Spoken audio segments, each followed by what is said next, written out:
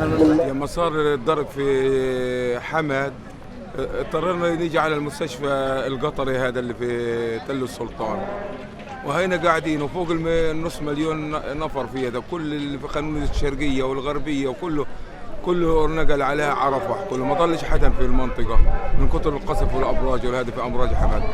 واضطرينا نجي هنا بلا مأوى بلا شيء، الشتاء علينا الليله في الشارع نايمين، فيش قرش فيش اكل فيش خبز فيش طحين. صار في قصف ودمار ويرموا مناشير ويهددوا ويتصلوا على الجوالات، اخلي اخلي يطلع من خان يونس. يا عالم وين نروح؟ وين بدكم تودونا انتوا؟ احنا لوين بدنا نصل؟ مشان الانبياء مشان الله. فالان احنا طلعنا من خان يونس وهينا موجودين في رفح، قاعدين في الخيام، ما فيش سقوف ما فيش حيطان. الزعماء العرب اللي نايمه ايش بتستنى؟ لوين بدنا تودي هالناس وهالاطفال وهالنساء وكبار السن والمرضى؟ حرام عليكم اصحوا، حرام عليكم اصحوا.